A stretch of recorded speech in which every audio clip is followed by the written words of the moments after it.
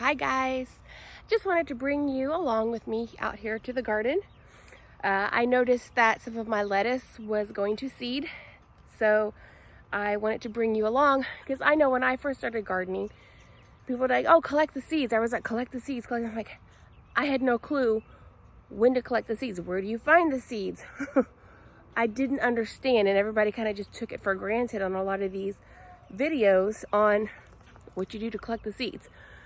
I do have to start out by saying that I apologize for my ear. As you can see, it's much larger than my other one. I had an allergic reaction to some piercings, but I've got that taken care of. It's going down. I just look like I've been in a fight and have cauliflower ear. I guess that's pretty appropriate in the garden to have cauliflower ear. But let me take a look here. We're gonna look at a Red Mountain Celtis, but it is a type of lettuce. So this would be true for any lettuce that you're going to collect the seeds from. As you can see, I have just left them be, and they have these little pods on the end. And I always thought that that's when you were supposed to collect them, but it is not. I've heard you can take them off and dry them upside down. I prefer to leave them on the plant until they're completely dry. So this is what came off the plant. It literally, one was on the ground and the other one, I just barely touched it and it came off. It was completely dry. That's when it's ready. Not when it's just the pods. When it's still green, it still has some life to it. It still feels a little moist. It's not ready yet. And sometimes it's hard to be patient because I'm like, I just want seeds. So here's what it looks like. But let me tell you a little bit about Red Mountain Celtis. I grew it for the first time this fall. As you can see, I have many that are going to seed. I haven't had much luck with lettuces where I live. It's just too hot. It is not a summer crop where I live. It is definitely a fall and winter crop. I planted all of these in the fall, and we ate on them late winter, early spring. And what's cool about these is you start with they're very, I've kind of let these go too long, but you take the leaves off as you need them. They produce this milky substance. I'll put the name of what that's called. I cannot remember. And since we're learning here together, I will look it up and I will put the name here to tell you what that's called, the milky substance in there. But with the Red Mountain Celtis, you eat the leaves. They are a little bit bitter tasting, but they are extremely high in vitamin C. So I've just discovered this crop. It's from China. I got my seeds from the Baker Creek catalog. They have a lot of Asian and very hard to find fruits and vegetables. So I like to order my Chinese and Japanese fruits and vegetables from them. Once you pull the leaves off and it's ready, again, I said this is probably too tough. You can actually cut the stem up and eat it like celery. You can chop it up and put it in your salad. The leaves can be eaten raw or cooked. I like mine in a salad, and like I said, I mix them with kale and spinach and some other lettuces. Other times I just come out here and I just munch on them. This is my meal for the day. While I'm working in the garden, I'll come over here and grab some leaves. But all your seeds for lettuces are going to be pretty much the same. Here is a freckled lettuce. You can see it's doing the same thing. So I just have to be patient and collect those seeds, and then I can plant them again in the fall. There I have some more Red Mountain Celtis. I got a little crazy with it this year. Back there, I have some spinach, also just leaving it to go to seed. And then in this bed, same thing. This is some red, I believe it's red kale. And again, we've got the little seed pods. They're not ready. Look down here, this one's starting to puff out. So that means it's gonna be ready to harvest the seeds pretty soon. So here, see, I'm just waiting. These are still good to eat. You can still eat them even as they're going to seed. Yeah. There they are. And then I have some other lettuces that I'm just letting go. And then again, some more Red Mountain Celtis. I was a little bit obsessed. I planted quite a bit. You have lots of seeds, but it was just, it's so nutritious. It's right up there with spinach as far as the nutrients that it has. So what we'll do is I'll take you inside and I will show you how to get the seeds out of the plant when it gets to this point. So here is the seed pods that I got off of the plant outside. This is about the stage you want to try to catch them, because if they get any bigger and start puffing open, then you're going to lose your seeds. They're just going to blow away in the wind, and you don't want that. So let's take one of these off of the plant. This is your seed pod here. And you're going to simply open it up, pull out, there's a seed. See, it's at the end of the little puffs. The puffs are so that the wind can carry it away and it can disperse elsewhere. And that's how seeds spread. This is a wind dispersing seed. So it's got its little parachutes on there. So when the wind catches it. So if these pods are to open up on their own, the wind is going to catch those and you are going to not have any seeds for the season. That's what happened with my bok choy. I waited, it's a very small window sometimes. I literally did not check it for 3 days and the seeds had mostly blown away. So I did not get them. They were all on the ground or gone.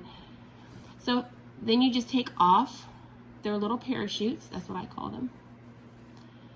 And there's your seed. And then it's time consuming, but it's fun, it's rewarding, because I just think for every single one of those little seeds is a whole new plant. It's so amazing to me. Like, no matter how many times I do this, it just fascinates me. Let's look at one that doesn't have the little puffy things, the little parachutes sticking out. Let's choose, let's choose this one here. Okay, see, that one doesn't have the parachutes on it yet. So let's open it up and take a look. You can see the parachutes forming, the little puff.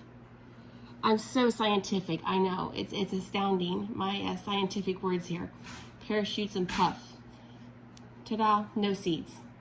So you have to make sure that the puffs have come out of the pod, but are not opened yet. This one here is very swollen. It would probably be open and blown away by tomorrow. So I'm glad I caught these. I got 2 off today, and the other branches should follow shortly. So I have a lot of work to do here and collecting seeds for this fall.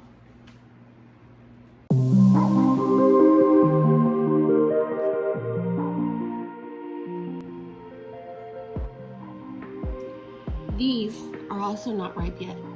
See how they're yellow? Those aren't ready. They have to be brown.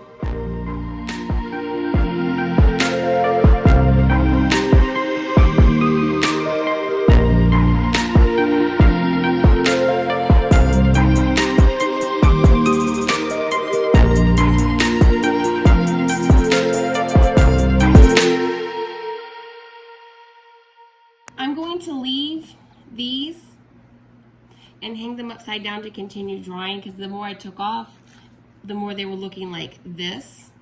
So that means they need a little bit more time to mature. So we want them dark brown.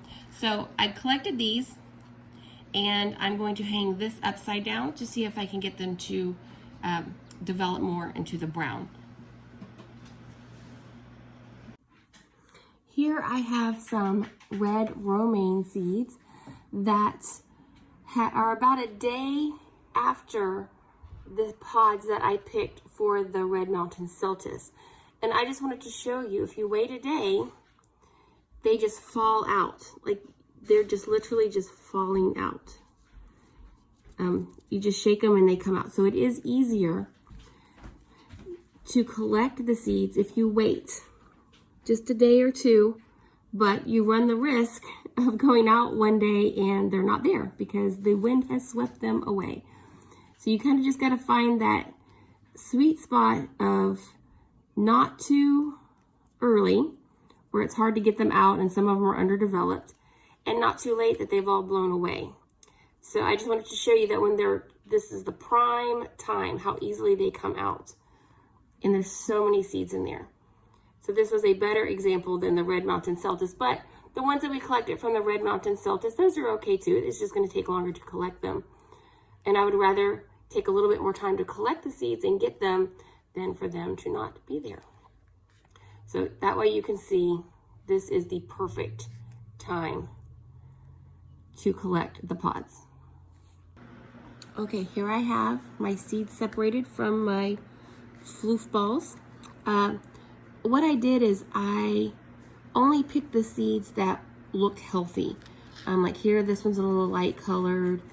These were the right color, but they were real flat. They weren't plump like a seed. They were very flat. So you pick the best ones. I mean, you have plenty.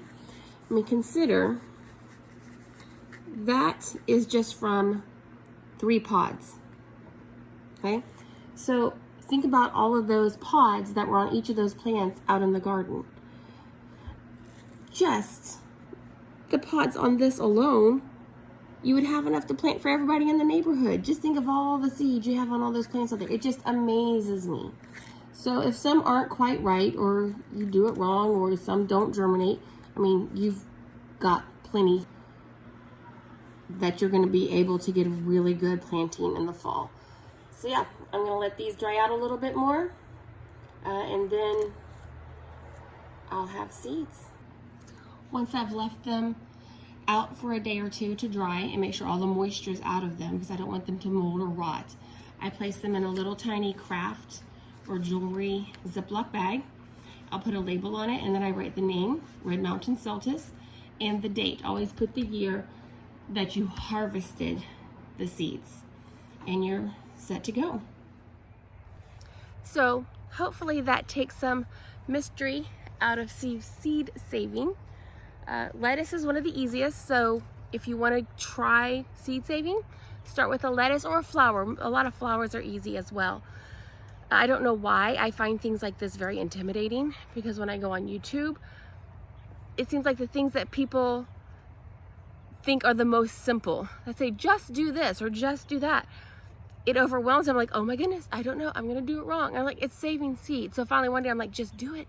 I mean, it's been years since I've had gardens and I've never saved seeds until this past year, because I just felt like it was so intimidating. I'm gonna do it wrong. What are you gonna do wrong? If it messes up, just order seeds like you would have anyway. So like green beans this past year, I saved my seeds from last year, and then I also ordered them too. So if mine don't grow, I have a backup. If mine do grow, I don't have to order green bean seeds ever again. So just jump in there and do it. Also, I'm the type of person that has to have step-by-step instructions. Somebody says, just let your plant go to seed and collect the seeds. Well, I need step-by-step. How long? What does it look like? What stage? And so hopefully that I broke it down enough for people like me who have to have very simplified instructions on how to do things. If you have questions, drop them down in the comments. I'll be happy to answer any of those questions. So yeah, so any lettuce works like this. This again is Red Mountain Celtis. So yeah, and try different varieties. I mean, there's so many different varieties of plants out there. And so I found that every year I was ordering my favorites of maybe 3 to 5 different lettuces, and I wasn't branching out because I'm like, oh, I only have so much money to spend, so I don't want to spend it on something I may not like.